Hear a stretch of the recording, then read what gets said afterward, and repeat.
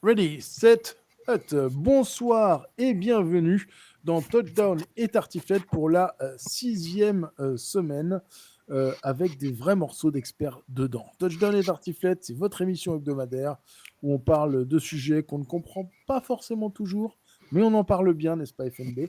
Voilà, ce soir, on a des matchs pour vous, les Commanders contre les Ravens, les Lions aux Cowboys, les Bucks aux Saints et les Bills aux Jets. Voilà, oui, on est obligé de le faire. C'est syndicat. On est obligé. Bref. Notre équipe d'experts internationaux et francophones se retrouve pour t'offrir un regard unique sur une sélection de matchs et aborder les sujets bouillants de la NFL. Pour retrouver tous les matchs, c'est sur prononfl.com où tu peux jouer avec nous et le reste de la communauté. Puisque tu es là, tu penses à liker la vidéo, à t'abonner à la chaîne et nous laisser un petit coucou ou un commentaire. Notre équipe d'experts est quasi au complet ce soir.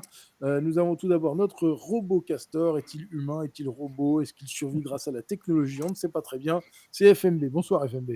Grâce à l'IA. Voilà. Et lui, on sait que c'est juste ces diatribes énervées qui le font survivre par-delà les âges. L'auteur de l'Amérique et le sport, il s'agit d'Olivier Rival. Bonsoir. Salut. Voilà. Si tu vois un mec énervé sur Internet, il y a une chance sur deux pour que ce soit lui. Lui, en revanche, il est toujours serein et souriant dans sa petite maison Ikea. C'est notre ami belge Rémi. Bonsoir. Salut Rico, salut à tous. Toujours pourchassé par la police. Il court, le petit Scooby. Il est avec nous ce soir. Bonsoir Scooby. Voilà, capuche, normal. Bonsoir tout le monde. Voilà. Et c'est la star de la petite chaîne qui a grimpé. Il s'agit de Greg, notre ami de M6. Bonsoir. Salut Rico, bonjour à tous. Voilà, ça te dérange pas de revenir parmi la plèbe un petit peu? C'est important de rester ancré dans son présent. C'est ce qu'on m'a toujours appris. Voilà, ce soir, moi, je suis en direct. Moi, c'est Rico. Et je suis en direct du Hilton de Roissy. C'est super sexy. Dans le reflet, vous pouvez voir les avions, normalement. Un petit peu, voilà. Et ma chambre d'hôtel qui est super, super. Hop là. Pourquoi je suis là? Ça ne te regarde pas. Voilà. Bien. Voilà. On est parti. Ce soir, plein de sujets. Je vous avoue que je n'ai pas compris les sujets parce que c'est des trucs sortis de la tête d'FMB. Donc, on va juste lui laisser la main et après, ceux qui comprendront pourront réagir. Donc, FMB, le premier thème que tu as proposé ce soir, c'est Screen and Bubbles, Breaking Point. Ouais. C'est une question pour toi. Attends, j'ai quand même 14 ans de football américain, 11 ans de rugby. Donc, tu fais l'addition, divisé par le nombre de commotions cérébrales. Et on trouve le QI de Rico. Alors, non, le sujet du soir, c'était un sujet sérieux. Donc, Oui, ça l'est. on peut passer, grâce à moi, j'élève le niveau, on est à TD et Tartiflette Plus, comme NFL Plus, Disney Plus. Donc, FMB Plus. Voilà. Le sujet de ce soir, c'était... Ah, s'il faut payer pour ça. Il faut payer, ouais. Oui, et bien sûr, n'oubliez pas, aller sur le OnlyFans de FMB. Voilà. Vous n'avez pas peur. Le sujet du soir, c'était un sujet hyper intéressant. Malheureusement, je n'ai pas trouvé beaucoup de stats. C'était à savoir, est-ce que les screens et les bubbles sont en train de grignoter le nombre de tentatives de run? Alors, j'ai quand même trouvé quelques stats, mais le nombre de screens augmente.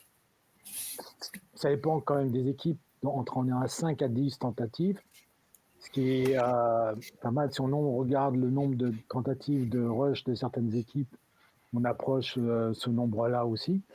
Ce que j'ai pas trouvé, donc, c'est les bubble pass ou les passes derrière la ligne de scrimmage, qui peuvent être latérales aussi.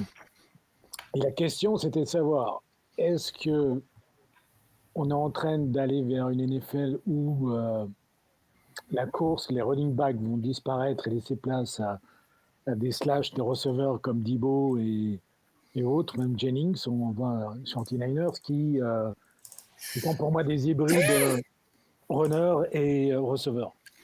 Voilà, c'était le débat du jour. Messieurs. Allez, débattez.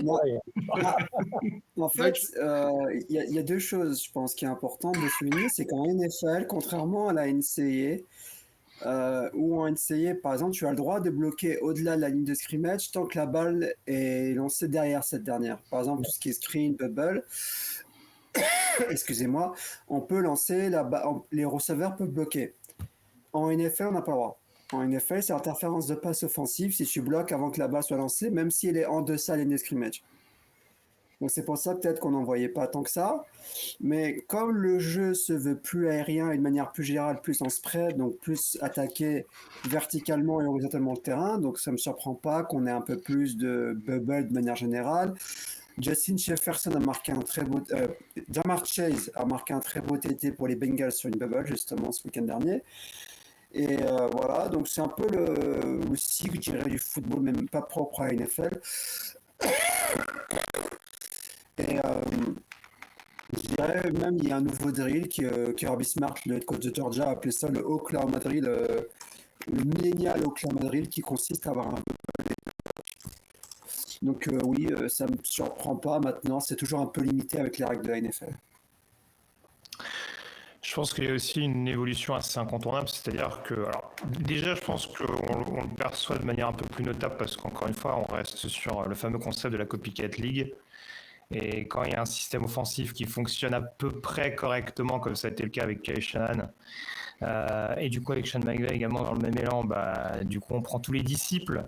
Et donc forcément, à force, on a peut-être cette impression qui peut sembler désagréable par moment en fonction du point de vue où on se place, de regarder un peu le même type de match et justement d'avoir un peu parfois des caricatures offensives. On est avant tout dans la prise d'espace avant de jouer sur des match-ups purs et durs, par exemple sur de la verticalité, si on reste que sur le domaine aérien. Pour répondre à ta question, FMB, je pense que je ne sais pas si c'est voué particulièrement à remplacer les running backs, parce que justement, je trouve que les running backs, dans leur style de jeu, ont évolué, de même que les linemen offensifs, dans leur style de jeu, ont évolué. Et je pense qu'il n'y avait pas la même mobilité chez les linemen offensifs qu'on peut retrouver aujourd'hui.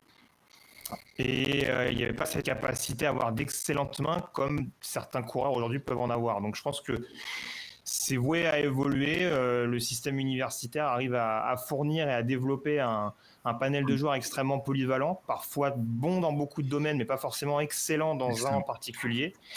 Et ça donne parfois en effet cette tendance de joueurs parfois, en caricaturant un peu, des joueurs un peu interchangeables, mais qui sont capables de remplir les mêmes missions en fonction des équipes dans lesquelles qu'elles intègrent. Il suffit de voir par exemple très souvent on va retrouver un mec des Niners qui va atterrir aux Dolphins, qui finalement s'il n'est pas gardé va atterrir aux Rams. Donc voilà, c'est un peu des joueurs, des types de profils polyvalents qui vont s'adapter à un système offensif et pas forcément aujourd'hui des coordinateurs qui vont dire ok, les forces de mes attaquants sont ceux-là, donc on va composer comme ça.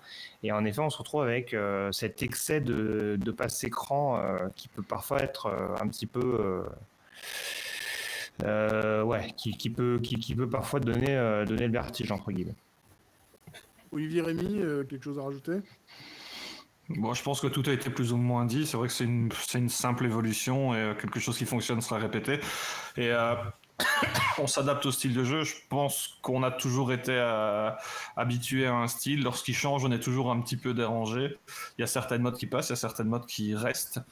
Après, de nouveau, quand ça commence à fonctionner, l'abus commence à arriver. Et donc, c'est là que ça va poser problème. Mais malgré tout, c'est une évolution. C'est quelque chose qui est quand même bien utilisé par certaines équipes, moins bien par d'autres. Je pense que ça ne doit pas être un système utilisé par tout le monde, tout simplement. Il faut les joueurs pour. Et on a une tendance, effectivement, comme l'a très justement dit Greg, à la polyvalence. Et donc, on ne peut plus demander à un running back d'être ce qu'il était avant.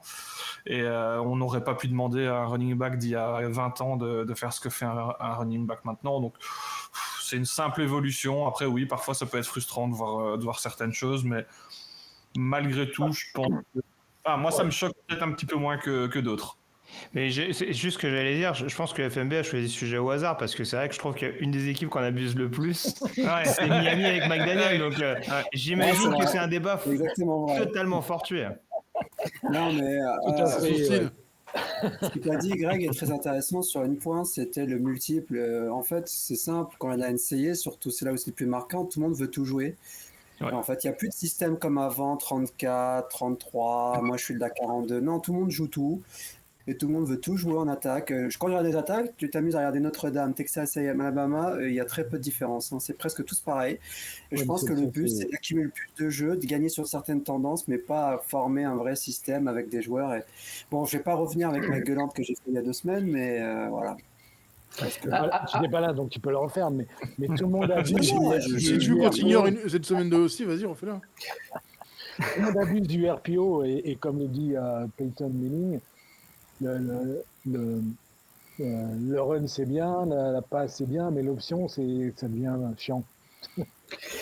Après, il y a aussi une réaction qui fait que cette année, on a l'impression que les défenses ont repris un peu de poil de la bête. On voit qu'il y a quand même beaucoup moins de yards à la passe au final. Je vois des matchs où je vois les équipes s'étaler de plus en plus dans la largeur. Ça joue dans la largeur, mais on oublie souvent la profondeur. Et d'un seul coup, de temps en temps, on voit un éclair en verticalité, mais on n'est plus comme il y a 3-4 ans où on avait des équipes qui jouaient vertical. Donc il y a toujours ces modes, ces cycles. Là, on revient sur quelque chose de beaucoup plus horizontal. Et d'ailleurs, je suis pas sûr que ça soit au détriment des running backs, parce que on voit pas mal de belles performances de running, parce que en étalant les lignes aussi pour justement contrer cette horizontalité, il y a aussi des brèches qui se font au milieu, et il y a aussi des belles perfs de running back. Donc voilà, on réinvente un peu la roue, et on voit des choses changer. Est-ce que c'est mieux, est-ce que c'est moins bien? Regarde le gabarit des running backs, c'est les mecs ultra rapides. À Miami, c'est que des petits gabarits ultra rapides. Des running backs comme Derek Henry ou Charbonnet de Seattle, il n'y en a pas des masses. Donc, et c'est vrai qu'ils gagnent, tu as raison, ils gagnent vachement de yards sur un jeu, c'est impressionnant. La plupart des running, maintenant, ils sont à plus de 5 yards en moyenne par course. C'est énorme, incroyable. Il y a 20 ans, c'était un géant quand tu disais ça. Après, pour revenir sur ce qui a déjà été dit, c'est vrai que ce qui est intéressant aussi, c'est que on sent que les défenses sont forcément obligées de s'adapter à ça. Et on a de plus en plus cette tendance, j'ai l'impression, au fil des années, on défend de plus en plus en zone plutôt qu'en homme à homme, parce qu'on sait très bien que la principale problématique, ça va être de couvrir des zones dans lesquelles les speedsters, si on peut les appeler ainsi, seront susceptibles d'être alertés, on va dire, sur des tracés courts ou intermédiaires. Donc il suffit de voir par exemple, je crois que tu l'as cité tout à l'heure, FMB, un joueur par exemple qui est capable de faire ça à la perfection, c'est un joueur comme Justin Jefferson qui a ce gabarit et qui a en plus cette capacité à jouer sur des espaces assez courts. Et quand tu essaies de défendre en homme à homme, comme par exemple les Jets ont essayé de le faire le week-end dernier, c'est compliqué parce qu'il trouve toujours un moyen de se placer dans une zone différente, et que forcément le match-up après est préjudiciable pour la défense. Donc on est forcément obligé de s'adapter du côté des coordinateurs, et ça contribue aussi, je pense, à cette partie d'échec que représente la NFL, de devoir s'acclimater à ce qui est proposé en face. Il y a une autre mode qui m'énerve aussi, je ne sais pas si vous l'avez noté. On a 2 heures devant nous, hein. C'est ton rendez-vous chez le psy, c'est ça? Vas-y, roule. Non, en fait, là on prend 3 semaines d'émission de FMB d'un coup. En fait. Pardon FMB, vas-y. Qu'est-ce qui t'énerve? Le side arm, quand les mecs ils passent tout, je ne sais pas si vous remarquez, et j'ai remarqué même en NCAA, tous les jeunes QB maintenant ils s'amusent à balancer sur le bras sur le côté. Ce qu'on appelle le side arm. Parce que les mecs ne coachent pas comment lancer la balle, je vous l'ai déjà dit. Ils regardent trop de rugby aussi, je pense. On se fait plus chier avec les bases. Alors, j'ai vu des phrases de NCAA la semaine dernière où j'avais l'impression de regarder du 13, pour être franc. Mais non, mais c'est vrai que pour le coup, on joue beaucoup plus avec ces tendances. Hein. Moi, les passes latérales en arrière. Enfin, c'était quel match où c'était les Lions qui avaient fait ça à Arizona de mémoire, et je me demande s'il n'y a pas une autre équipe qui l'avait fait justement contre Détroit la semaine d'après. Donc, mais encore une fois, moi, ça me paraît du bon sens malgré tout d'utiliser ces armes-là. C'est sûr que c'est pas conventionnel, on dira, dans la NFL traditionnelle qu'on a connue, ou même foot américain global, parce qu'on parlait d'NCAA en effet où ça se retrouve. Mais après, oui, ça fait partie de l'évolution. Juste tant qu'on en parle, FMB, regarde pas Navy par exemple cette année, parce que Navy lance plus de ballons que jamais. Hein. Ouais, c'est quasiment un record. Hein, donc tout évolue aujourd'hui dans le monde du foot. Mais l'Army reste encore avec un peu de wishbone. Bon. Army Navy, c'est le top de l'offense en ce moment. On n'a Ouais, jamais vu ça. ouais. Hein. Ah, là, franchement, ouais. Mais moi, j'adore ça. Quand je revois les wishbone, ça m'a. Les deux sont invaincus. Hein. Merci messieurs, j'en profite pour rappeler à tout le monde que puisque vous regardez la vidéo et que vous avez tenu jusque-là, mettez un petit like, mettez un petit j'aime, c'est la moindre des choses, c'est la politesse, c'est comme essuyer ses chaussures avant d'entrer quelque part. Nous, ça nous fait plaisir. Merci. Le premier match de la soirée, ce sont les Commanders contre les Ravens. Olivier, je te donne la main au hasard. Ok, très bien. Je Commanders, le surprends comme il qu'est-ce que attendait j'ai à pas. dire là-dessus Écoute, ça va être intéressant parce que c'est deux équipes qui sont en forme pour le coup. Les Ravens avaient commencé difficilement leur saison et puis ils ont bien rebondi avec trois victoires de suite. En plus, contre trois bonnes équipes, hein, Dallas, Buffalo et Cincinnati. Donc, les Ravens sont revenus complètement en force. Et puis, ils ont en face d'eux des Commanders qui sont la vraie bonne surprise de ce début de saison. Ils ont une fiche de 4-1. Ils viennent de gagner 4 matchs de suite. Alors, bon, les victimes sont un petit peu moins prestigieuses, mais malgré tout, il faut quand même gagner les matchs. Et puis, bon, on va avoir l'occasion de se repencher sur Daniels qui ne déçoit pas. Enfin, on surveille le moment où ça va flancher du côté du rookie, mais pour l'instant, ça se passe bien. Alors, il a lancé des interceptions, mais ça continue à gagner. Il court bien.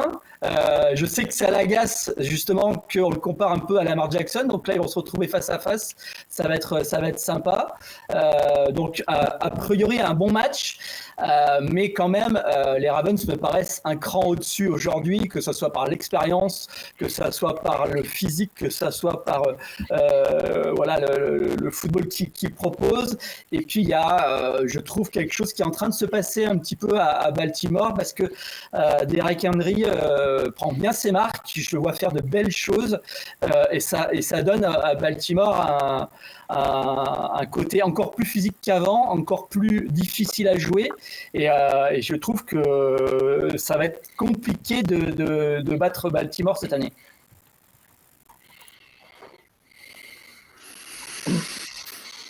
Oui, Bah, les oui, c'est un argument. Je suis rival. En effet, Ils ont perdu la semaine dernière. Non, je suis là, j'attends de voir si quelqu'un allait prendre la main naturellement. Je sais faire. Oh là, ils sont timides et tout. Non, alors, Timide, moi- c'est comme ça que souvent on me décrit. Ouais, je pense que c'est le premier mot qui me vient à l'esprit quand je pense à toi. Exactement. Oui, non, bah, je suis globalement d'accord avec ce qui a été dit par Olivier. Après, c'est sûr que forcément, pour moi, une des clés fondamentales, parce que c'est deux équipes qui se ressemblent beaucoup au niveau du jeu au sol. Le principal coureur un peu puissant, le deuxième coureur un peu plus justement polyvalent.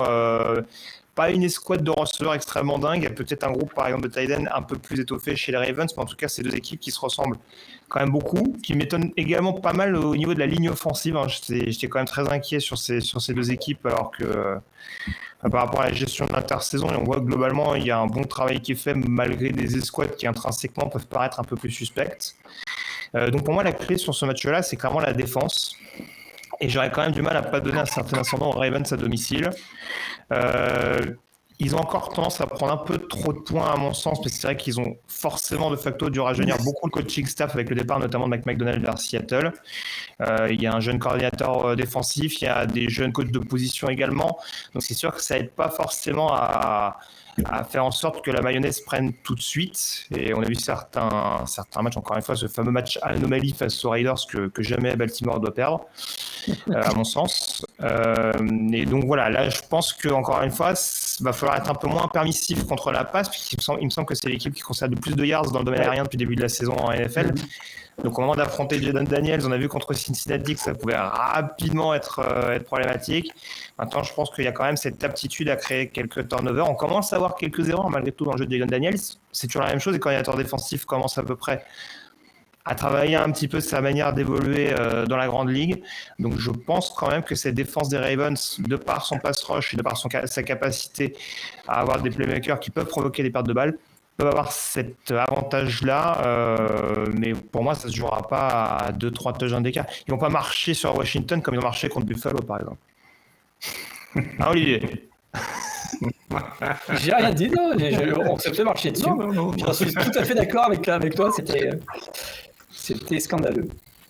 Rémi, tu soutiens? Bah, tout a été plus ou moins dit, je suis assez d'accord avec l'analyse. C'est vrai qu'on donne les Ravens grandissimes favoris, avec un score qui me paraissait un peu étonnant au niveau de l'écart. Je pense que ça va être quand même malgré tout un match intéressant sur la longueur. C'est clair que les Ravens sont mieux armés. On a quand même une très belle attaque des Commanders qui m'impressionne. On a affaire au meilleur rookie de cette année pour l'instant. Et j'ai l'impression qu'il peut continuer parce que la défense des Ravens, malgré tout, est assez permissive par les airs. Elle l'est beaucoup moins au sol. Est-ce qu'elle l'est moins au sol parce qu'elle est trop par les airs? Ça, c'est l'éternel débat. On aura un élément de réponse parce que c'est vrai que les Commanders aiment beaucoup courir, que ce soit via leur running back ou leur quarterback. Au niveau des cibles, c'est vrai que ça manque un petit peu. On a un petit manque de variété, je pense, dans les targets pour le rookie. Mais en face, on a des Ravens qui tournent bien, qui risquent de continuer à scorer, mais qui, à mon avis, ne sauront pas stopper inlassablement les Commanders. Donc je vois bien un match avec pas mal de points inscrits. J'ai l'impression quand même que l'expérience des Ravens pèsera, et c'est vrai qu'ils sont très impressionnants depuis 3 semaines. Ils restent sur 3 victoires consécutives face à des équipes qui sont quand même d'un solide calibre. Après, je pense que ça reste quand même une bonne expérience à prendre pour Daniels, qui joue peut-être son plus grand match depuis qu'il est arrivé dans la Grande Ligue. Scooby? Non, mais c'est vrai qu'il y a un point qui me paraissait important de souligner. Le coordinateur offensif des Commanders, c'est Cliff Kingsbury. Et je pense que ça a un impact. Cliff, il a l'habitude d'être avec des jeunes QB, justement, de développer quand c'était en NCAA. Donc je pense que ça a dû beaucoup aider Daniels, de le mettre dans des bonnes situations, de simplifier un peu l'offense aussi de Washington.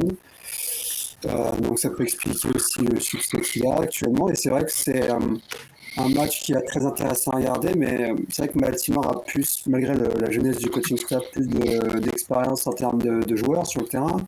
On a Lamar qui commence à prendre des marques, qui est quand même 9 touchdowns et 1 interception seulement, qui a fait un très gros match. On a, même si Mark Andrews a pris plus que du retrait cette année, Isaiah Likely qui est vraiment franchement pas mal et qui joue plutôt bien.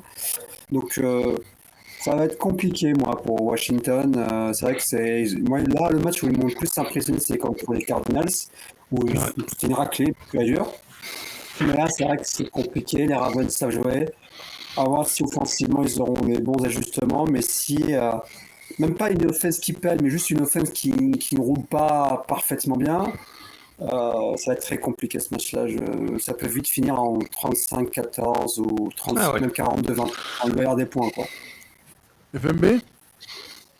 Ouais, je suis assez d'accord sur le score, mais je pense que ça va être un match intéressant dans le sens où on va vraiment savoir le niveau des Commanders. Parce que, comme l'a dit Scooby très judicieusement, Kingsbury fait tout pour simplifier le schéma offensif pour notre jeune QB. Mais il y a un truc qui est quand même assez inquiétant du côté des Ravens, c'est que leur défense de passe n'est pas top. Ils sont 30e. Ouais. Mais ils sont premiers face à la course, je pense. Ouais. Et la défense des Commanders, eux, ils sont de passe, c'est 32e, donc c'est une des plus pourries. Et contre le rush, ils se prennent 5,3 yards par course, donc c'est pas top. Avec Derrick Henry, je vois pas comment ils peuvent gagner. Mais ils sont, à mon avis, ils peuvent quand même marquer pas mal de points. Donc, on risque d'avoir peut-être un match assez serré. Mais bon, j'ai quand même des doutes. Mais... Possible. Voilà. Mais bon, on va savoir vraiment leur niveau et ça, c'est intéressant. Merci beaucoup, FMB. Moi, FMB, ce que j'aimerais que tu m'expliques, c'est NFL Saints, Rico Barbecue by FMB. Qu'est-ce qui se passe? NFL Saints. Non, c'était... J'ai senti dans la préparation de cette émission que tu avais un besoin de t'exprimer. Tu me fais de plus en plus penser à Jean-Claude Van Damme quand même. Et après... le Rico, le punter holder des Cincinnati Bengals. Le vrai Rico. Le vrai Rico. Oh là là. Ah, le nôtre. Moi, il y a des vrais morceaux de Rico dedans. Hein. Le vrai Rico, quand même. Alors que le pauvre... Donc, au cas où si vous n'avez pas suivi, c'est lui qui a merdé le hold du field goal de Cincinnati qui aurait pu donner la victoire. Et ce qu'on a oublié, c'est qu'il a fait un méga punt contre les Patriots et qu'il avait sauvé le match. Ouais. Le punt, la balle est partie quand même plus de 4,4 secondes en l'air. Quand elle arrive dans les bras du returner, c'est les 6,1 secondes, ce qui est énorme sur un punt. Voilà. Donc le pauvre gars, il est passé une lumière uniquement pour les spécialistes à la misère de 0 à 0. Voilà. Et tout ça dans la sauce barbecue de Rico. De Rico. D'accord. Qui veut s'exprimer sur ce sujet? Moi, je suis assez d'accord avec lui, en tout cas. Ouais, je pense qu'il n'y a rien à ajouter. Ok, bon, tout le monde s'en fout. Merci, FMB. Les Lions aux Cowboys, tout de suite. Rémi, à toi la main. C'est un tout petit peu plus intéressant, peut-être, je suis pas sûr. Non, c'est un bon match sur papier, c'est une belle affiche. On a des Lions qui sortent de leur semaine de repos, qui arrivait assez tôt cette année, et qui avaient fait un début de saison, une première semaine un peu compliquée, après une deuxième semaine, pardon, un peu compliquée, s'était ressaisie par la suite. On commence à retrouver un petit peu les Lions qu'on avait vu la saison dernière. Une équipe qui tourne bien offensivement. C'est vrai qu'on pourrait en attendre plus de leur part parce qu'on sait qu'il y a du talent, ils sont capables de mieux. Mais j'aime autant voir une équipe qui gagne sans trop convaincre pour l'instant, mais qui est quand même crédible, qui peut peut-être trouver son pic de forme un peu plus tard dans la saison. Là, on a vu beaucoup d'équipes briller en début de saison et après se casser la gueule parce que les événements font que ça devient plus compliqué pour eux. Donc j'ai tendance à croire que ces Lions sont vraiment en bonne voie. Là où, du côté des Cowboys, j'ai un peu plus de mal pour avoir vu leurs 2 dernières performances. Des victoires, certes, mais la manière, je ne la trouve pas. Et là, pour le coup, j'ai beaucoup de mal à imaginer ces Cowboys se développer en équipe dangereuse dans NFC. La NFC est super ouverte, certes, mais malgré tout, je suis pas convaincu. J'arrive pas à y croire. Je trouve que ce soit défensivement, ils sont aussi capables de faire de très belles choses, mais ça reste irrégulier. Offensivement, c'est un peu pareil. Le match face aux Steelers, pour moi, c'est la copie parfaite de ce que peuvent être les Cowboys. Et donc, dans cette rencontre face aux Lions, personnellement, je vois bien les Lions gérer cette rencontre bien reposée. Et je vois pas trop ce qui pourrait leur arriver. Ils ont une attaque qui tiendra la route. J'ai l'impression qu'elle fera toujours le boulot, que ce soit au sol ou par les airs. Je pense pas qu'il y ait de blessés importants du côté de Détroit. C'est un déplacement, certes, c'est chez les Cowboys, certes, mais je pense qu'ils peuvent le gérer. Et j'imagine en tout cas un match sous contrôle avec une victoire de 7 ou 10 points. Merci beaucoup. Scooby? C'est marrant, j'ai regardé, il y a des places à $34 pour ce match. Bon, non, pour parler plus. Ne comprends pas le billet d'avion. C'est loin. Mais c'est un match qui va être très très intéressant sur le papier. Ces deux équipes, je pense, en début de saison, on les voyait se qualifier en playoff. Rien n'est fait encore, bien évidemment. C'est vrai que Dallas, on ne sait pas trop où ça va. Le jeu c'est un peu irrégulier. Le retour d'Elliott, bon, on attend toujours. Le jeu aérien, Dak Prescott, il n'est pas si pire. C'est vrai qu'ils ont fait de belles choses, même si ça prend du temps au démarrage. Je pense contre les Ravens, par exemple, où ils ont failli remonter après être menés de plus de 4 TD. Mais c'est venu quand même assez tard dans le match. Globalement, c'est un peu irrégulier. Les Lions, à part un match très mauvais en deuxième semaine, le reste est plutôt correct. Ça va être un match assez serré. Je trouve que la défense des Lions, quand même, elle peine un peu. C'est un peu compliqué. Elle a quand même beaucoup de mal cette saison. Et je me suis fait voir contre Seattle. Alors, très très beau match offensivement. Jared Goff qui fait 18 sur 18. Mais défensivement, ils se prennent 29 points, presque 400 yards, il me semble, total offense. Donc, je sens la défense, les deux attaques à peu près similaires, mais quand même la défense de Dallas un peu plus solide globalement. Olivier? Les Dallas. Écoute, c'est un match intéressant parce que c'est deux équipes qui sont un petit peu décevantes cette saison, mais qui par moments montrent des belles choses. Alors c'est des équipes sur lesquelles je pense qu'il y avait beaucoup d'espoir du côté des fans des deux franchises et des espoirs qui peuvent encore se réaliser parce que c'est quand même des équipes qui peuvent faire du bon football par moment, mais ça a été on ne peut plus irrégulier.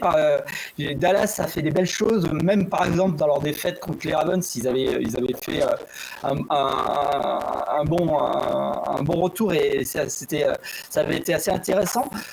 Et puis il y a des autres moments où c'est insipide et très prévisible et assez triste. Détroit qu'on voyait au top et pas encore au niveau où il pourrait aller, donc ça va être intéressant de regarder ce match. Ce qui me surprend aussi sur ces attaques, c'est que elles concèdent beaucoup de turnovers. Je crois que Prescott et Goff sont tous les deux à 4 interceptions chacun. Il y a pas mal de déchets dans ces deux équipes. Donc je dirais que l'équipe qui va gagner, ce sera celle qui fera le moins de déchets pour le coup. Celle qui va limiter les turnovers et qui va pouvoir dérouler son jeu. Alors moi je joue Dallas j'ai mis Dallas un peu pour emmerder FMB parce qu'il aime bien me chambrer avec ça.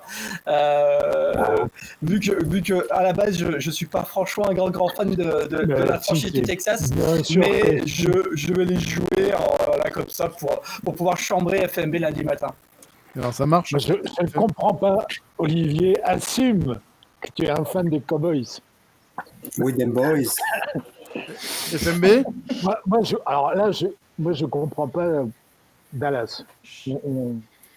J'arrive même pas à savoir comment ils arrivent à gagner, vu le niveau qu'ils ont. Je suis assez surpris.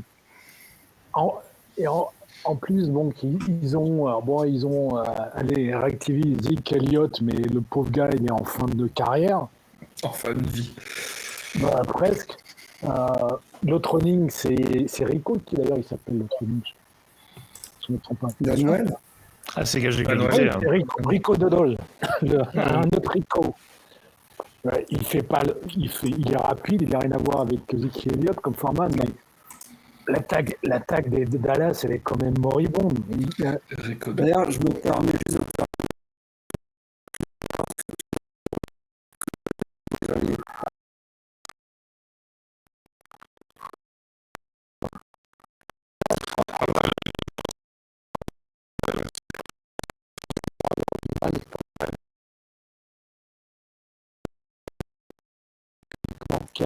en passe, je ne me trompe pas.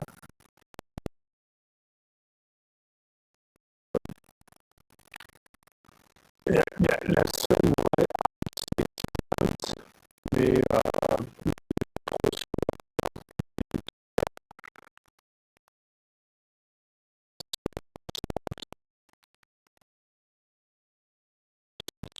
je pense que à mon avis, ils vont souffrir. La DL des Lions, ils ont déjà enquillé 11 sacs. Ouais, dont 6,5 pour Hutchinson. Ouais. Dont 7 en un match. Ouais. Oui, c'est vrai aussi. Merci Tampa. Vous êtes Après, beaux frères, Dallas a mangé 12 sacs cette année, donc Prescott a mangé 12 sacs. Ça peut se reproduire, hein. Mais franchement. Et la défense des Lions au niveau rush, elle est à 3,6 yards encaissés par course, donc c'est assez bas. La seule question qu'a bien soulevé Olivier, c'est Goff, cette année, il est quand même pas si à l'aise que ça, parce que 5 TD pour 4 interceptions, ça fait le ratio est quand même élevé pour un QB élite NFL. Voilà. Greg Il y a plus d'armes. Donc moi, je vois pas comment Dallas peut gagner. Olivier, arrête, sinon on va tous t'acheter un maillot des Dallas Cowboys pour Noël. Écoute, je rejoins pas mal d'arguments qui ont été donnés. Je pencherai également pour Détroit. Alors pour une raison qui n'est pas très évoluée, c'est aussi parce que les Lions vont sortir d'une bye week. Ce qui sera certainement pas négligeable dans la préparation de ce match-là. L'autre argument qu'on peut donner, c'est que pour l'instant Dallas a 3-2, mais en n'ayant gagné aucun match à domicile. Ils ont gagné tous leurs matchs à l'extérieur pour l'instant depuis le début de la saison. Bon, vous le direz, ils ont joué quand même Baltimore à domicile, la deuxième équipe. J'ai un petit trou de mémoire, mais c'est pas très très grave en l'état. Mais New du Orleans. coup, Les Saints. les Saints, oui, ouais, et puis ils en avaient pris une belle pour le Ça coup. fait bien rouler dessus. Ouais. Genre, Contre une équipe qui aimait bien courir et qui avait des bons bloqueurs au sol. Ouais. A priori, Détroit peut avoir cette faculté. C'était Donc- improbable ce match d'ailleurs. Ça fait partie des Ouais. matchs assez improbables depuis le début de saison. Ouais. Donc ça peut être un paramètre. Après, je rejoins ce qui a été dit, notamment sur la friabilité. Je sais pas, c'est un mot qui vous plaît. Oui, sur le fait que le défensif de Détroit puisse être un peu permissif. On revient beaucoup notamment sur les interceptions de Kirby Joseph depuis le début de la saison, mais c'est vrai qu'à côté de ça, on a parfois tendance que ça passe ou ça casse dans le domaine aérien pour cette équipe de Détroit. Et en effet, s'il y a bien une arme en attaque que peut exploiter Dallas, c'est les airs, même si en effet c'est très très dépendant globalement de CeeDee Lamb. Maintenant, c'est vrai que cette ligne offensive, du côté de Dallas, est-ce qu'elle va réussir à tenir face au coup de boutoir de Détroit, même la guerre des tranchées en règle générale, parce que c'est vrai que la semaine dernière, ça s'est moins ressenti face à Pittsburgh, parce que le niveau de la ligne offensive des Steelers était ce qu'il était. Quid de Micah Parsons et de Demarcus Lawrence, qui, sauf erreur de ma part, ont manqué la rencontre sur le terrain de Pittsburgh. Donc au moment d'affronter pour moi une des lignes offensives les plus robustes, les plus uniformes, ou en tout cas les plus compacts de la ligue, ça me paraît quand même quelque chose d'assez compliqué. Donc il y a beaucoup de match-up, mine de rien, ajouté donc au fait que Détroit a eu 2 semaines pour se préparer contre une pour Dallas. C'est quand même quelque chose qui m'amène à aller plutôt vers Détroit. Je pense pas que ce serait une promenade de santé, mais en effet, je vois les Lions reprendre un petit peu leur marche en avant, même si on restait en effet sur un Monday Night un petit peu poussif par moment face à Seattle. Merci beaucoup, Greg. Bah, écoute, puisque tu es là, je vais te confier aussi le match suivant, en tout cas l'ouverture. Oh merde. Les Bucks aux ça va. Saints. Comme par hasard. Alors ça, franchement, voilà, c'est moche. Eh bien, match nul. Tes 2 équipes préférées. T'es gâté, hein. Ah, là, Match nul en triple prolongation. Non, en plus, c'est un événement quand même ce match-là. On va avoir la première de Spencer Rattler. Je pense qu'il y en a beaucoup qui l'attendaient. Peut-être pas tous les fans des Saints. Ouais, c'est ça. Peut-être pas tous les fans des Saints, surtout après 5 semaines de saison régulière. C'est sûr, avec ça. une avec une ligne offensive en plus qui malheureusement a été beaucoup touchée par les blessures aussi, donc vraiment ça va pas forcément aider Spencer Rattler. On a vu à South Carolina qu'avec une ligne offensive un peu poussive, des fois c'était un peu ça pouvait l'inciter à prendre beaucoup de risques dans le domaine aérien. Je ne pense pas bien sûr que dans le contexte NFL ce sera clairement la même chose, surtout que le maître à jouer ça restera avant tout Alvin Kamara, donc je pense qu'on va beaucoup miser sur ce paramètre là. Mais c'est vrai qu'en phase 2, il y a une équipe de Tampa Bay qui est globalement qui est pas déconnante, alors qui a pris beaucoup de points à Atlanta. Ce qui moi d'un côté me rassure, mais en tout cas on voyait quand même depuis le début de la saison que la défense était quand même assez résistante, surtout avec Vita Vea en son sein, qui est vraiment un des tout meilleurs linemen défensifs intérieurs depuis le début de la saison. Et je pense qu'il est capable de faire beaucoup de grabuge, encore une fois, sur cette ligne offensive des Saints qui n'a pas été épargnée par les pépins physiques. À côté de ça, je suis très intrigué par le match-up justement des receveurs de Tampa face au DB des Saints. On voit que les deux sont globalement assez performants depuis le début de la saison. Mais c'est vrai qu'encore une fois, j'en reviens à cette question des tranchées et je me dis que bon an mal an, je pense que Tampa Bay va réussir à prendre le dessus, à parvenir peut-être à faire déjouer un petit peu Spencer Rattler, qui n'a pas non plus une pléiade de cibles non plus. Donc je vois une victoire de Tampa d'une courte tête, mais une victoire des Bucks quand même sur cette rencontre. Donc FMB, s'il n'a pas beaucoup de cibles, screen et bubble pass, qu'est-ce que t'en penses, FMB? Là, on va à mon avis, oui. Mais je pensais que s'il y avait Hiner, je pense qu'Hiner est meilleur QB que Rattler, mais bon. Mais à débat. Qu'est-ce que t'en penses de ce match alors, FMB? C'est les Bucks qui devraient gagner parce que je pense que ni Rattler, même ni Hiner peuvent sauver. Il y a même pas Hill, il y a que Kamara qui peut sauver le match. Mais il y a trop d'armes côté Bucks. Les running, même côté les Buccaneers, je trouve les bons. Irvin et White, ils assurent. C'est un beau duo, je trouve. Les DB côté Buccaneers, et même les linebackers sont top. Je crois qu'ils sont à 7 interceptions déjà, si je ne me trompe pas. Par contre, il n'y a pas beaucoup de sacs côté... si je ne me trompe pas. Et je pense qu'ils vont être en mode revanchard parce que quand même perdre face aux Falcons. C'était peut-être une des surprises quand même. Peut-être pas pour Greg, mais pour moi, ça en était une. J'étais quand même un peu surpris. Quand j'ai vu les play calls offensifs, je me suis quand même un peu gratté la tête. Qu'on marque 36 points contre cette défense-là, je me suis dit, il y a un truc un peu. Mais c'est vrai que c'est vrai ce que tu dis, c'est-à-dire que tu perds déjà face à un rival de division à l'extérieur. Ils vont peut-être pas arriver avec 3 jours de repos en plus, d'ailleurs, en se disant, bon, bah, perdre 2 fois de suite contre 2 adversaires de division, ça peut faire un peu tâche. Ouais. Par contre, il y a un truc à observer, tu as un mini-match de catch entre Evans et Latimore qui peut pas Smith, Frank. Voilà. Donc là, ça va être une grosse match dans la gueule.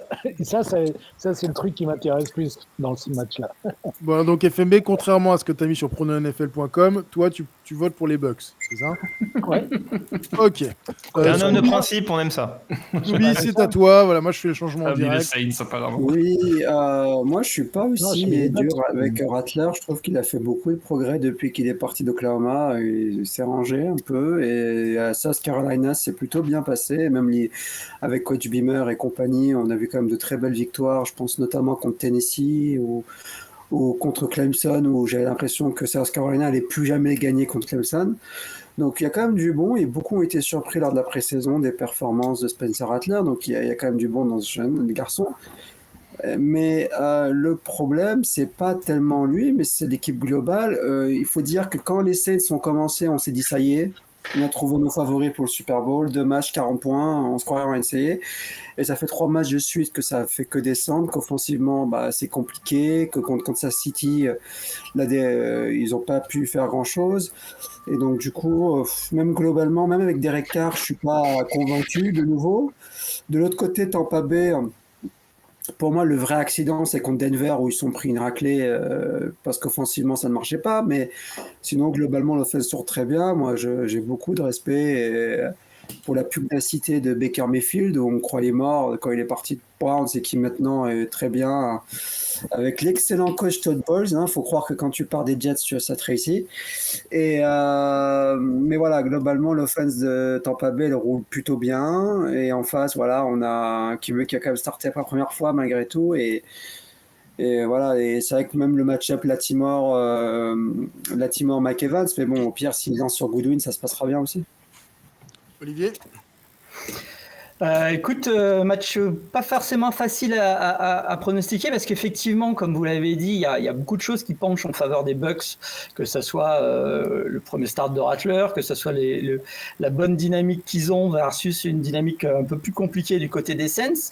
Mais il y a quand même des petites choses qui pourraient faire changer la donne. Alors déjà, du côté des Saints, pour moi, c'est pas du tout la même équipe s'il y a Hill ou pas, et peut-être que Hill sera là, donc on va surveiller ça jusqu'à la dernière minute, parce que s'il est là, il y a quand même une autre dimension dans cette attaque, je trouve.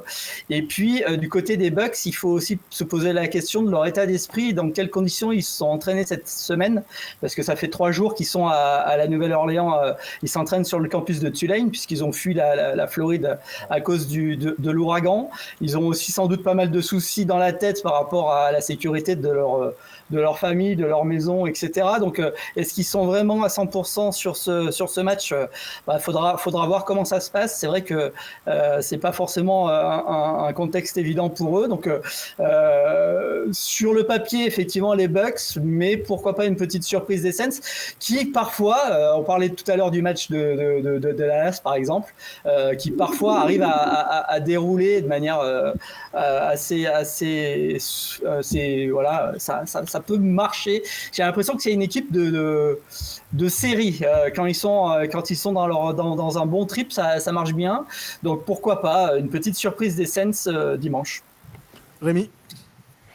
Ouais, je pense que on est plus nombreux que d'habitude, tu as le droit de dire c'est bon, il n'y a plus rien à dire. Ouais, je pense qu'il n'y a plus rien à dire. Le seul truc important pour moi qui peut jouer effectivement pour les Saints, en plus des conditions des Bucks, les Bucks sont plus forts sur papier, mais les Saints sont pour moi énormément à perdre, parce qu'en cas de défaite, je pense qu'ils décrochent un petit peu dans la course, dans cette division acharnée, pendant que les Falcons iront, je pense, défier les Panthers, si je ne dis pas de conneries, Greg. Donc, il y a de fortes chances qu'on ait les Falcons à 4-2, qu'on ait en cas de défaite des Saints qu'on ait les Bucks à 4-2 et donc les Saints à 2-4. Ça commence à faire un petit peu tâche dans une course et dans une division qui est très ouverte. Mais malgré tout, je donne quand même ma voix aux Bucks. Ça risque d'être un match intéressant parce que c'est vrai que c'est des équipes qui ne s'aiment pas beaucoup et c'est toujours un peu intéressant à défaut d'être beau. Les rivalités, ça fait toujours plaisir. Les gens sont toujours un peu plus énervés, on dirait du soccer. Bref, c'est le moment que personne n'attendait, mais que vous attendiez toutes. Pardon. C'est la Expert World Cup. La semaine dernière, Olivier Rival et Scooby, si je ne dis pas de bêtises, ont marqué chacun 50 points en prédisant le licenciement du head coach des Jets. Et donc Olivier prend la tête. Olivier prend la tête du classement et Scooby rentre dans le classement, ce qui est déjà bien. Voilà. Messieurs, ce soir, ce n'est pas moi le maître du jeu, mais c'est Scooby. Donc, le principe, Scooby va vous faire deviner des joueurs, c'est ça? Alors, je vais expliquer, ça va être simple. On a 8 joueurs à deviner. À chaque fois, il y aura 5 indices. Et je vais dire un ordre. Donc, pour le premier joueur, l'ordre, c'est d'abord Yellow, puis... attendez. Yellow, attends. Rémi, FMB, Olivier. Ok, non, ça très bien, je vois. Okay. Ça marche. Non, je décale après pour chaque joueur, comme ça, c'est décalé. Ouais, ok. Ne vous inquiétez pas, on sait comment on va faire les points. Attends, il faut que j'explique. Donc, à chaque fois, je vais dire un indice. Tu me dis si tu as trouvé le nom du joueur. Si tu trouves dès le premier indice, c'est 5 points.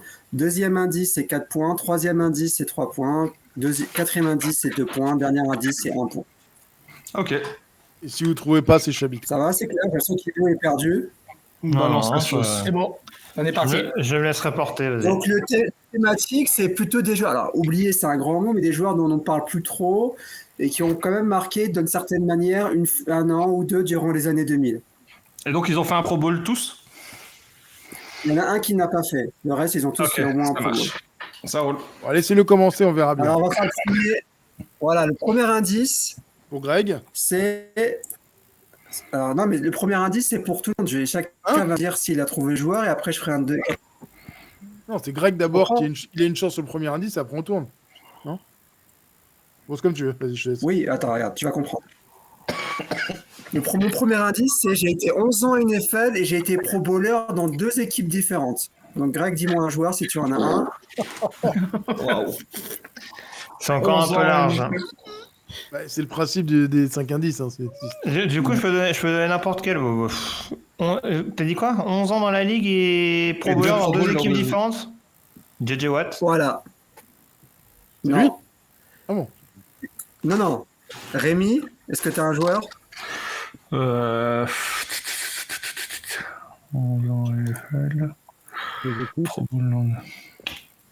après, faut y aller un peu. Je passe.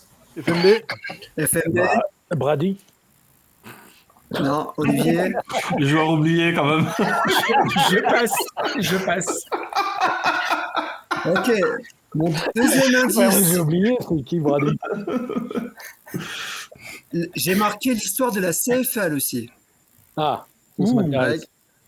Et donc là, c'est sur Rémi. C'est sur Rémi le premier. Non, c'est pour le deuxième joueur qu'on décale. Ah, d'accord. Okay. C'est à moi. Donc, Greg? Je sais pas, Doug Flutie? Ah. Année 2000. Année 2000? Il a joué il a bien joué un match en 2000. Je passe. FMB? T'as dit année 2000, pardon, j'ai pas entendu. Ouais, les années 2000, les joueurs là. Donc 2000 à 2010, en gros. Garcia des 49ers. Oui, c'est ça. Ah, pas mal. Pas mal. 4 points pour FMB. Bravo. Pas mal. Ouais, du coup, les autres indices, c'était j'ai le record du plus long touchdown à la passe. J'ai fait une remontada historique contre les Giants et j'ai formé un duo légendaire avec un futur Hall of Famer, à savoir Terrell Owens. Okay. Donc 4 points directs pour FMB. Yeah. Belle ouverture. Donc le prochain joueur, c'est Rémi qui commence. C'est ça. Donc mon premier indice, je suis comme un bâtard. J'ai gagné un Super Bowl. Attendez, c'est bien celui-là. Oui, j'ai gagné un Super Bowl et j'ai gagné le BCS aussi. BCS. Ah.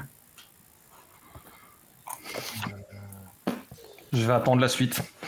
Je te laisse, je laisse la Du main coup, là, à ça a été FMB. FMB.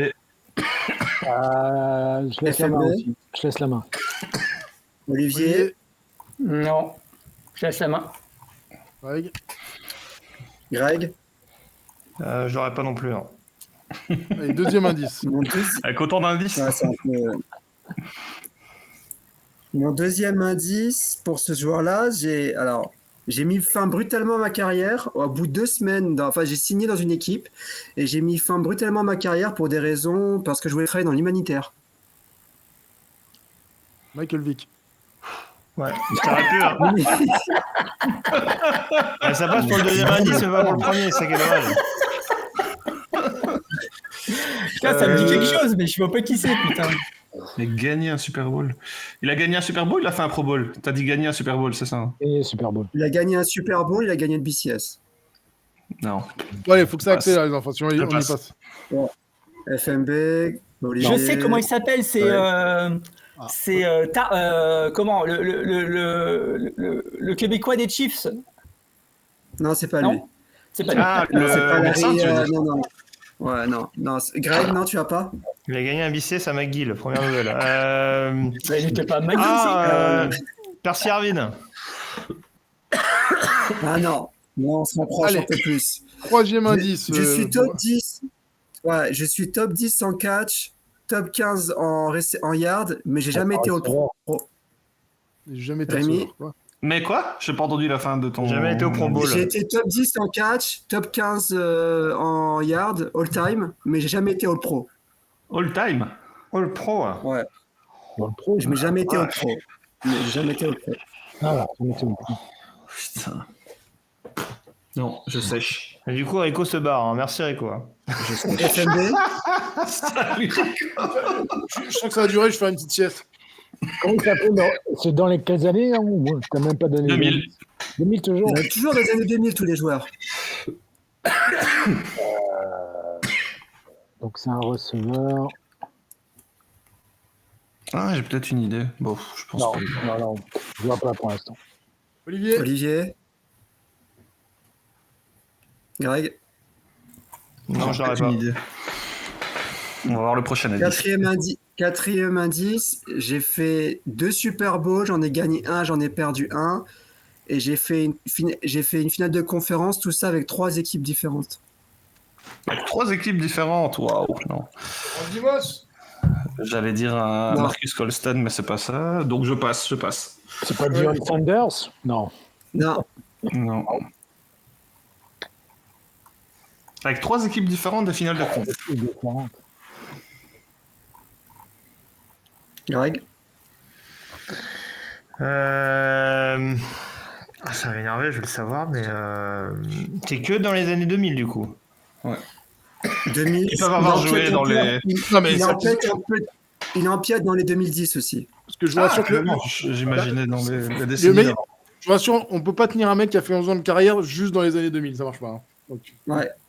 Oui, c'est Aux oui, alentours c'est pas de- faux, ouais, ça va, effraie pas, toi t'as la réponse. Je sais pas. moi, j'ai Steve pas la Smith. réponse, moi. Non, pas Steve Smith, non. Alors, Patti Smith, c'est une chanteuse. Ça, c'est- J'ai dit Steve Smith. Ne réponds pas, Rico, s'il te plaît. Allez, vas-y, avant-dernier indice pour Steve Rémi. Smith. Non. Là, j'ai au dernier indice déjà. C'est bon, tu l'as pas? Non. Mon dernier indice, je suis en termes de yard un des meilleurs receveurs de l'histoire des playoffs. Et juste après avoir gagné le Super Bowl, je suis allé dans une équipe, je suis allé dans l'équipe où j'ai battu au Super Bowl. Rémi. Donc, j'ai gagné le Super Bowl et l'année juste après, je suis dans l'équipe contre qui j'ai battu. Non, je pas. Attends, tu peux la Alors, refaire? attends, parce que En gros, il a gagné le Super Bowl et Non, puis il a attends. rejoint l'équipe qui l'a battu. non, parce que la moitié. Attends, Voilà. là, ça devrait être facile, parce que la moitié des victoires du Super Bowl dans les années 2000, c'est les Patriots. Bon, donc il y a une chance sur deux pour que ce Non, soit aux Patriots et qu'il ait bougé dans une autre équipe après. Eh ben non, c'est pas C'est pas les Patriots. Randy Merci Moss? Rico, hein, merci. Bon, Non, bah, c'est pas Randy Moss. C'est pas Randy Olivier. Moss, c'est pas Dion Branch. c'est Non, pas- je Vous le trouve pas. l'avez fait? Parce que là, c'est un Oui, des Giants. si vous avez C'est un Giants alors. Non. Steve Smith. Bon, allez, Ouais, on l'a dit, Steve Smith. tous punis, personne ne marque. Bon, je vais vous le dire, vous allez regretter. Ah ouais, Greg, tu veux l'avoir? Vas-y, Greg. Non, vas-y. Ah non, mais La toujours réponse, était, la réponse était Aquan Boldin. Ah oui, c'est juste. Ravens Niners. Ah ouais, je pense. les Cardinals. Holding. Et Ouais. Holding. J'ai son maillot, lui, quelque part, je crois. J'avais totalement zappé son. Allez, vas-y, Je pensais troisième. que ça- On va peut-être en Mais faire c'est- que. Celui-là était bien, il était jouable. On va en faire Le que. dernier indice peut être plus facile en donnant des équipes ou quoi. Mais... Scooby, je pense qu'on va en faire 4 cette semaine et 4 la semaine prochaine, ça t'embête pas. Rico, il va rater Ok, son avion bon, à cause je vais du choisir. quiz. Attendez, monsieur le contrôleur, attendez. Alors, troisième. Donc, du C'est coup, vrai, pour ça c'est prochain l'équipe joueur. investie. Premier indice, je FMB. suis troisième all-time au fumble forcé. FMB. Attends, tu peux répéter? Troisième Je suis all-time. troisième all-time en fumble forcé. Ah, Ariel salut. Foster. Attends. Comment il s'appelle? Ray Lewis, non? Non. Olivier, Non. Yellow, Je l'aurais pas non plus. Rémi, Luke Kuechly. non. Non. Deuxième indice, je n'ai jamais été au Super Bowl. Il y en a beaucoup moins, du coup. Ah, ça doit être un Jet. C'est ça. FMB, Non, je sais pas. Donner un autre indice, oui, il me faut. Olivier, Non. Greg, Non plus. Rémi. Takios Troisième Spikes. indice. Je dis des noms random comme ça, on ne sait jamais. Mais... Troisième indice, je suis leader en sac dans une des franchises dans laquelle j'ai joué. Je suis all-time, je suis le meilleur Ah saqueur putain, de je ma sais qui franchise c'est. dans une des franchises. Je crois que je sais qui c'est en plus. FMB, C'est pas à Miami quand même. Jason Taylor, non? Non, c'est pas lui. non. Rémi, Olivier, Non. Greg, Putain, il y a trop de joueurs. Non, je l'ai pas. Non, Il y a quoi- joueur. attends, il y a combien de points à prendre? là, après, il y en a. Là, après, ce sera 2 à prendre pour le Tu vas quatrième indice. multiplier. Vas-y, par attends, 10, je vais jouer pour les toi, 3. Et c'est pas Sous? Non. Oh. Non. Rémi, Bien essayé. J'ai pas. le quatrième indice, c'est un joueur d'une certaine manière, il lit moi et Rémi. Pas Rémi et Greg. C'est Quoi quelqu'un Quoi qui a qui lit entre moi et Greg. Quoi? Ok. Pour moi et Greg. Jets Falcons. Jets Falcons. Jet Falcons.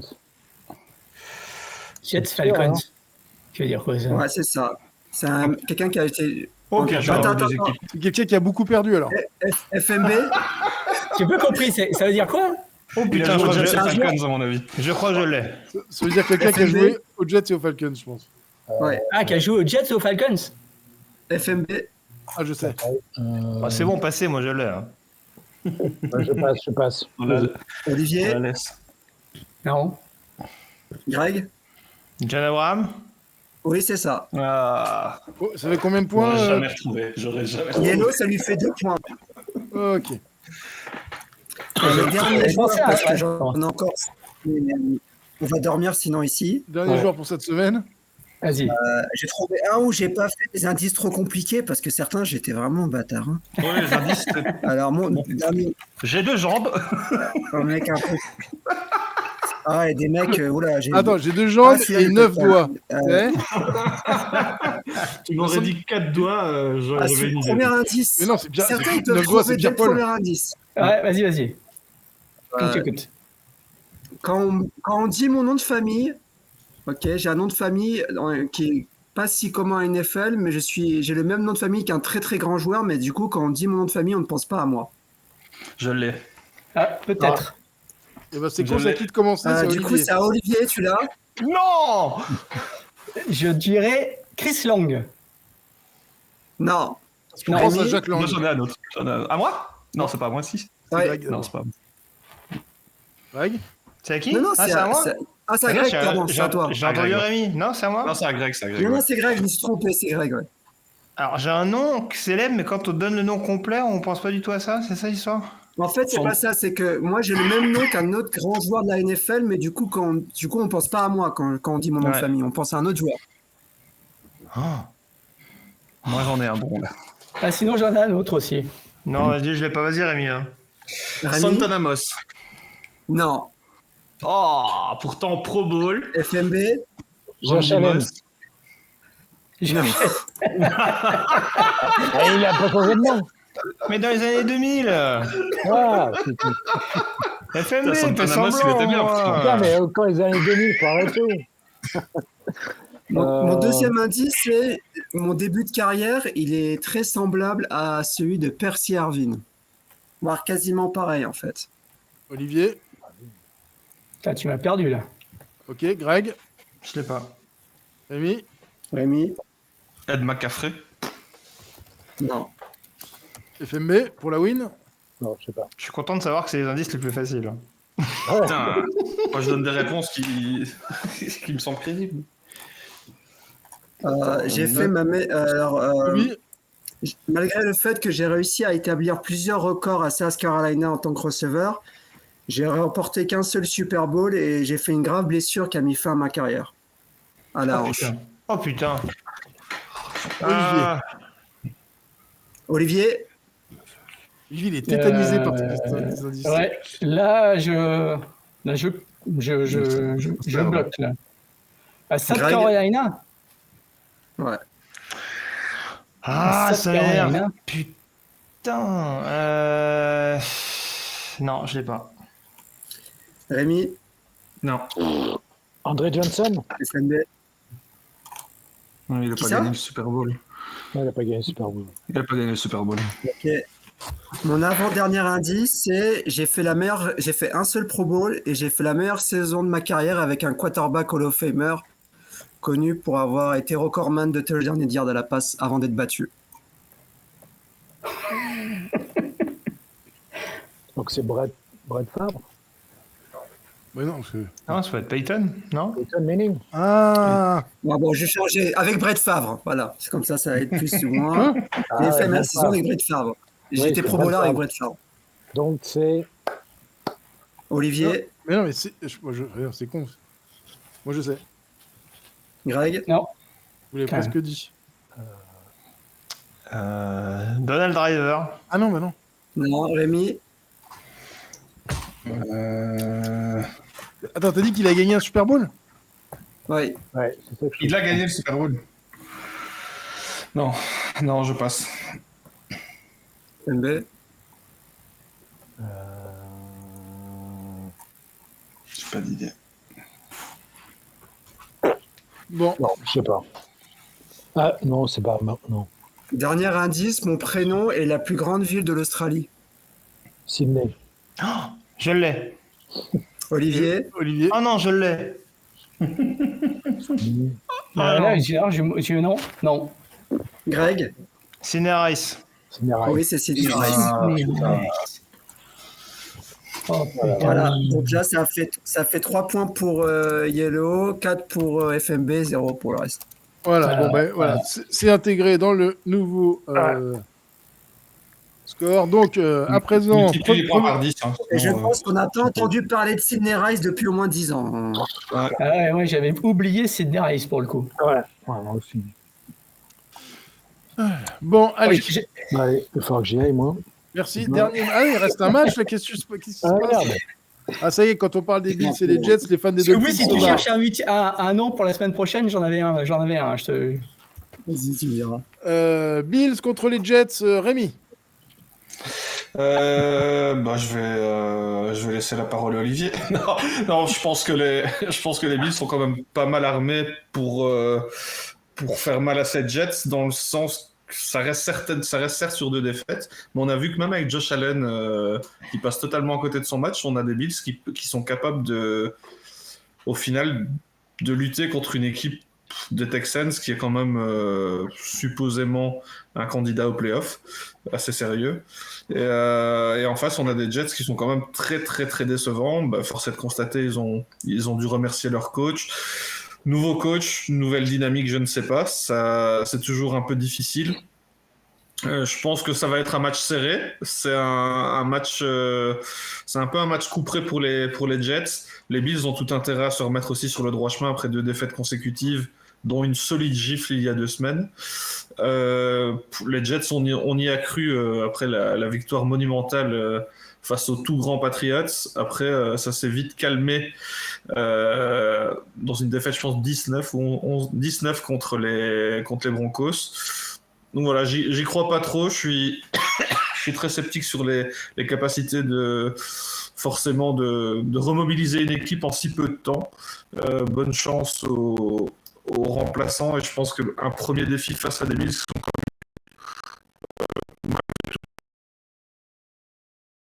ça va être compliqué pour les Jets. Je donne mon petit avantage aux Bills, même si c'est en déplacement.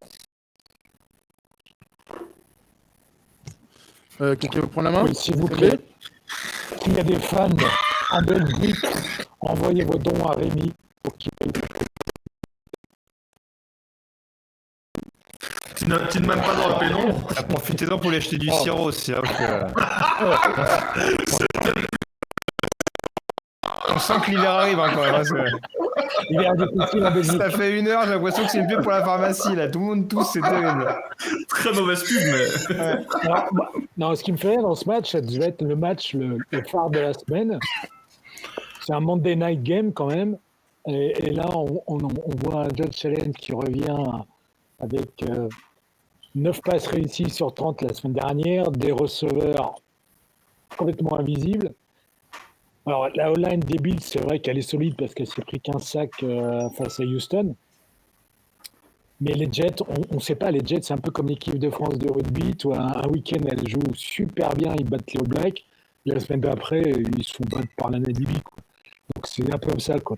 Je ne sais pas quoi penser des Jets, surtout sans leur head coach, Robert Saleh, qui, pour moi, je n'ai pas compris pourquoi il s'est fait virer.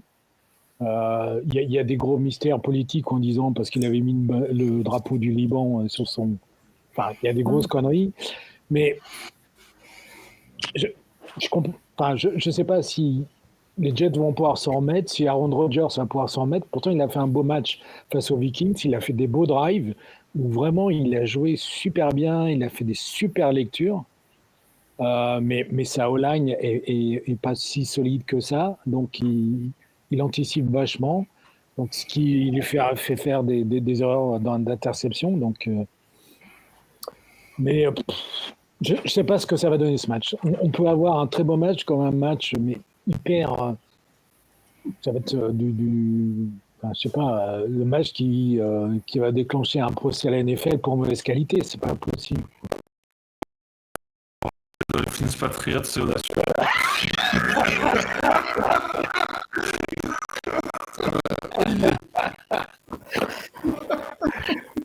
Écoute, je sais pas, c'est compliqué cette histoire.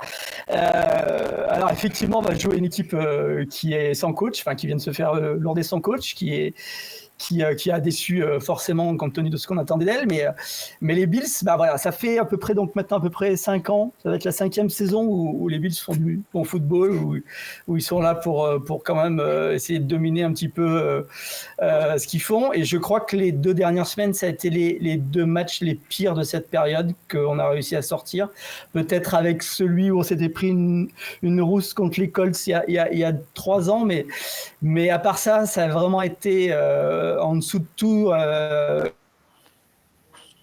Oula.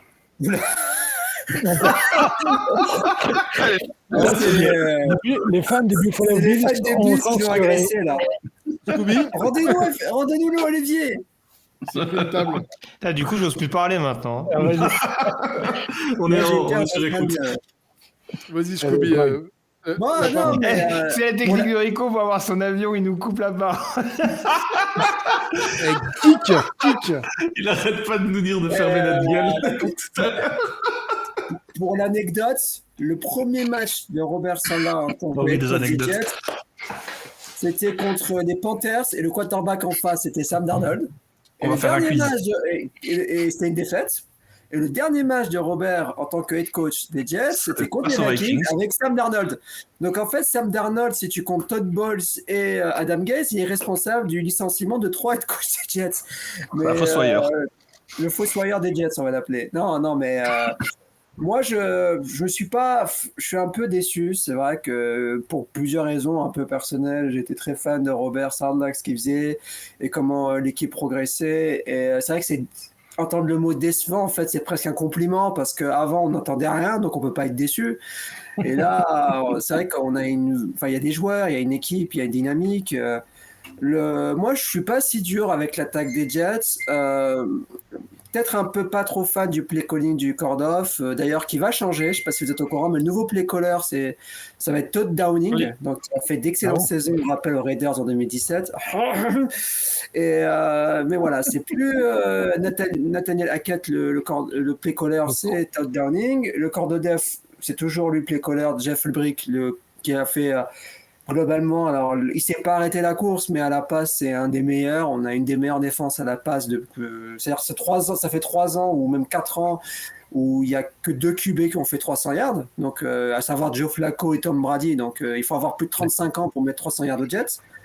Mais voilà, donc défensivement, elle est en place, la défense des Jets. Même malgré le début un peu compliqué avec, comme Greg le soulignait, Justin Jefferson qui était quand même beaucoup ouvert, qui a presque fait 100 yards. Deuxième mi-temps, il n'y avait plus trop grand-chose qui passait. Et c'est grâce à ça. Le problème que j'ai avec le play calling, c'est qu'on commence toujours de la même manière. On va essayer de courir, play action, et ça marche pas parce qu'on peut pas courir. Et en deuxième mi-temps, on passe en MT, en 10, et là, ça bombarde un peu mieux et ça marche. Là, peut-être qu'on va essayer d'être un peu plus innovant. Et la stat qui me rassure un peu plus, c'est qu'il ne faut pas oublier que les 3 défaites des Jets, c'est contre Tennessee et Denver qui sont première défense et deuxième défense de la NFL, des très grosses défenses. Hein. Denver, T'es sûr pour Tennessee? Non, je pense pas. Les 3 défaites, c'est San Francisco, Minnesota et... Tennessee est la meilleure défense de la NFL en termes de yards par match. Oui, mais les Jets n'ont pas perdu.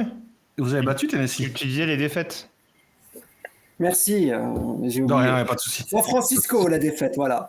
Non, je voulais dire, oui, des matchs compliqués offensivement, voilà. Et on a gagné contre Tennessee. Mais voilà, donc globalement, c'était compliqué. Les matchs où ça roulait un peu au sol, par exemple contre Patriots, parce que la défense contre la course n'est pas très bonne. Et là, quand on voit Buffalo, je trouve que défensivement, c'est pas terrible. Moi, je suis pas très fan de la défense de Buffalo cette saison. On a vu Baltimore courir comme on n'a jamais couru contre Buffalo. Même à la passe, là, contre CJ Stroud, qui a fait presque 350 yards. Donc, moi, je suis pas très convaincu par la défense des Bills. Et je trouve que le fait qu'ils aient pas une très bonne défense permettra aux Jets de développer. Parce que Brissol peut faire des jeux. Braylon Allen est vraiment, vraiment pas mal. En plus, qui est un très, très jeune joueur, qui est le plus jeune joueur de la NFL. C'est en 2004. Il a 20 ans. Donc, il y a du talent du côté des Jets. À voir comment ça va se structurer, surtout avec le départ de head coach. À noter que jamais une équipe qui a viré son head coach en cours de saison n'est allée en playoff. Donc, c'est un challenge, mais je trouve que voilà, il y a des moyens de faire quelque chose. Je trouve que Buffalo, offensivement, c'est pas ultra convaincant. La défense des Jets, elle arrive à se mettre en place. Et je trouve que les Jets, offensivement, c'est pas terrible, mais il faut noter qu'ils ont affronté beaucoup de très bonnes défenses. Et là, maintenant, avoir contre une défense, je trouve moins performante. Mais j'ai pas l'impression que Greg est très d'accord avec moi.